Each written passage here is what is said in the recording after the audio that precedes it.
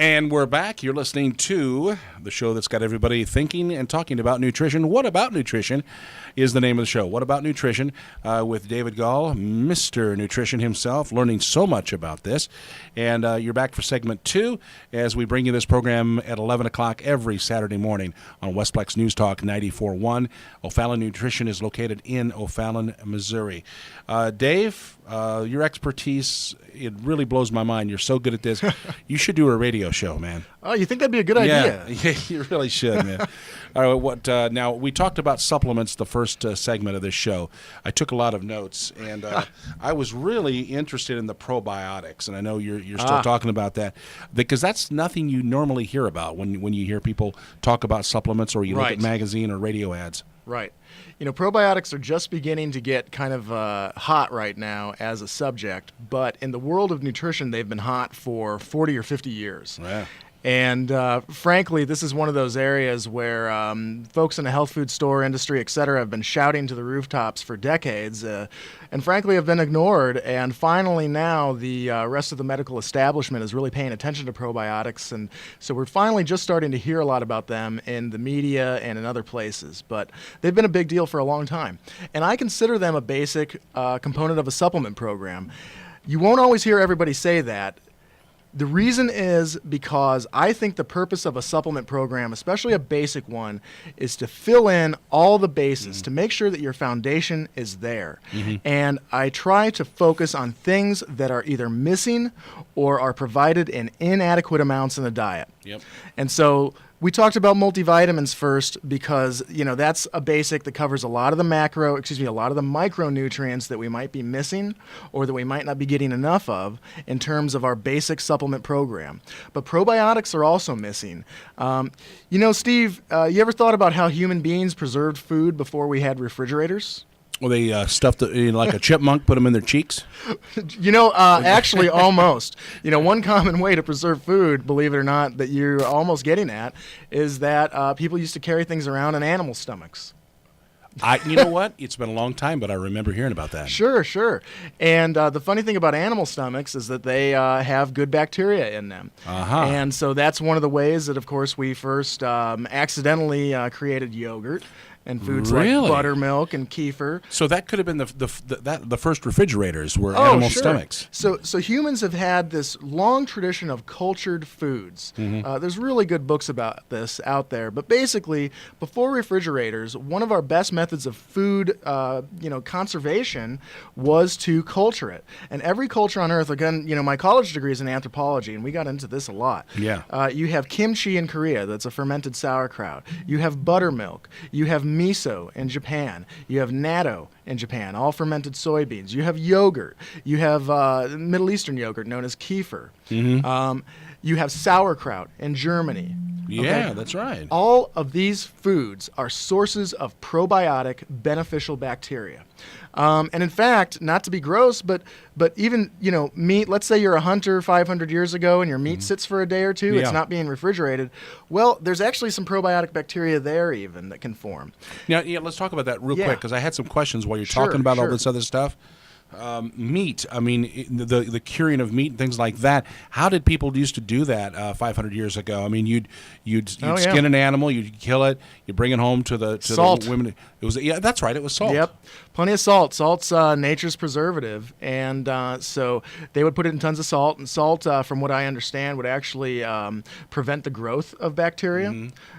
Salt is a natural method of doing that. And everybody had high blood pressure. No, because they got a lot of exercise. A lot of exercise and plenty of potassium in the rest of their diet because they weren't eating all the refined foods with extra sodium. So when they had something like a preserved meat that was preserved with salt, they were still balancing it with foods that were incredibly rich in potassium. Wow.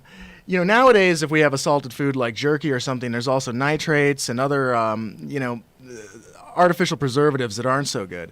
So these probiotics were used to preserve food or are part of culturing food in the past, which is how we preserved it. And my point is that human beings have consumed large amounts of probiotics as part of our diet throughout human history. Breast milk is a natural source of probiotics as well, so human infants get it directly from their mother.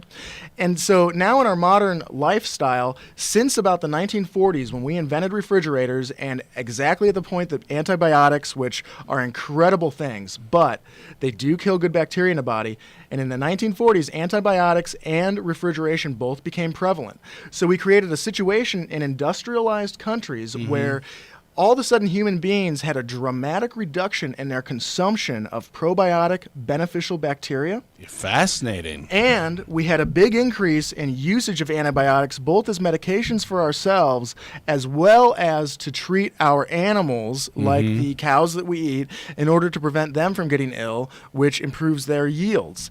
And so all of a sudden we were consuming less probiotics and then consuming drugs like antibiotics, both in our food and as medication, that kill the good bacteria in the gut. And on another day, we'll do an entire probiotic show. We might do 10 of them, and we'll go all into that. But the point here on a basic supplement program is that those probiotics are either not in our diet or they're in our diet in teeny tiny amounts, in addition to the fact that we consume drugs like antibiotics that kill them. Yep. Big issue. So we want to provide them. Fascinating. So you got probiotics and antibiotics. Right. And you're right. The pendulum is swayed. Was it in 1940 when we got refrigerators? I thought it was before that. I guess it probably was. I kind of think of 1940 as maybe the beginning of the time period where they were in most households. Right, and that's true because you had the Depression 10 years before that. Right. And a lot of people, even if there were refrigerators out there, they couldn't afford them. Right. My father lived through the Depression and has many, many stories about those sorts of things. But it is fascinating. So antibiotic and probiotics. Right. So probiotics is just simply the name of the good bacteria that live in our body. A lot of people have heard of acidophilus. That's the most famous one. It's kind of like Kleenex is the most famous brand of facial tissue. Right. So acidophilus is simply a type of probiotic. And in fact, there's a number of them that live inside of our body.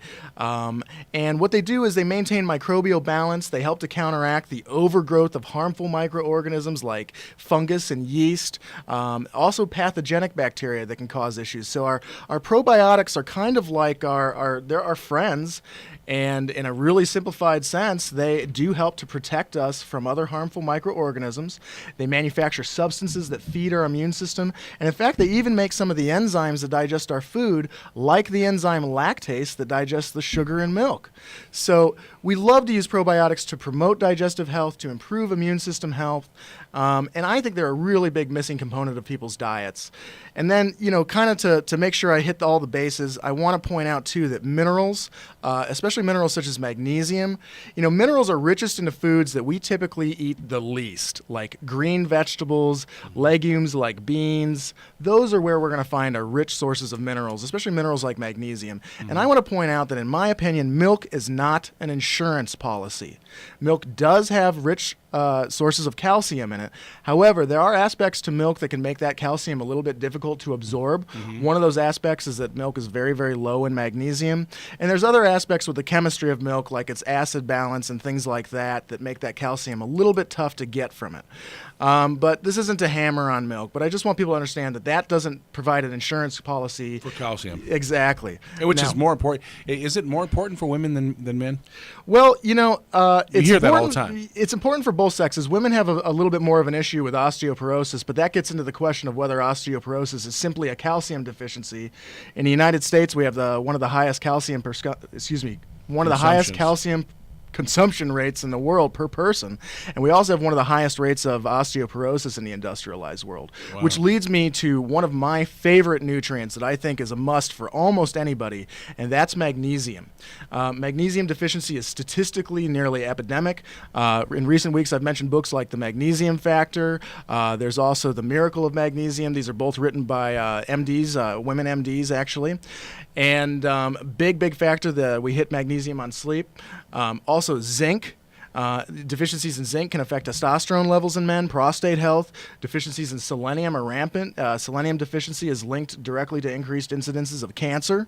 Deficiency in chromium. Chromium is a mineral that's critical for healthy blood sugar balance. There's a lot of studies that show that adequate chromium ensures much better insulin balance, and B, that unless folks are supplementing it in most industrialized countries, they're not statistically consuming enough of it. So deficiency in these minerals contributes to fatigue, impaired glucose metabolism, muscle weakness, cramping, abdominal pain, things like adrenal exhaustion, headaches, and those especially apply to athletes that need these minerals, also known as electrolytes, because they're sweating more of them out. So I really want to make sure that we hit those minerals too. And then finally, in our final moments, I just want to hit, we talked a little bit about omega-3s at the beginning. Right. Okay, so tying this back together, they are an absolutely critical, essential component of a supplement program.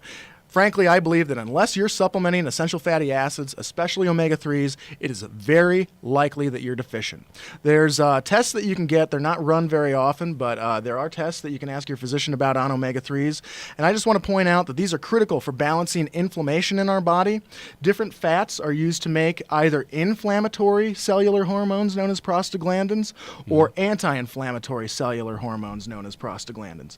And long story short, the fats that we don't consume enough in our diet because they're damaged by storage and they otherwise are not suitable. Or right? we don't eat enough fish. Right, exactly. So we either get them in fish or we get them in these fresh oils that are not shelf stable. They can't just sit on the grocery store shelf forever. And so we require them to balance inflammation, have healthy hormone production, cardiovascular health, joint flexibility and health. We need them to metabolize body fat. If the body is starved of the right fats, do you think it wants to get rid of the fat that it does have? Yeah. No, it doesn't. And there's studies that back that up. They're also critical for immune health, etc. And with all of these supplements, we just want to make sure that we get quality, that we avoid artificial ingredients and toxins, that we buy from companies that we can trust, that have a reputation to stand, that they can either continue to keep or lose, etc. All critical. So multivitamin, minerals, probiotics, and essential fatty acids, those are the basics of a good supplement regimen. And real quick, because we're just about out of time here, but I understand that omega-3s are also good for mental health. Oh, definitely. I mean, because I know people who've gone through depression. Right. They're told to beef up on the omega-3s. That's absolutely true. There's multiple studies on that. It would go on all day. Frankly, it was just simply time that kept us from even getting into that. All right. Well, thank you very much. So we are out of time. The show is heard every Saturday morning here on Westplex News Talk 94.1 from 11 to 11 or from 10 to 10:30. That's right. 10 to 10:30. Did I say 11? Oh, my goodness. This gives us a chance to say it 3 or 4 times. Yeah. From 10 to 10:30. And thanks a lot, Dave, for being with us. No problem. Had a fun time today, Steve, and look forward to everybody getting healthy. And your phone number there at the store? 636-240-5283, and that's www.o'fallonnutrition.com. O'Fallon Nutrition, of course, O'Fallon, Missouri. Thanks a lot, and we'll see you next week. Thanks a lot, Steve. Have a great rest of your day.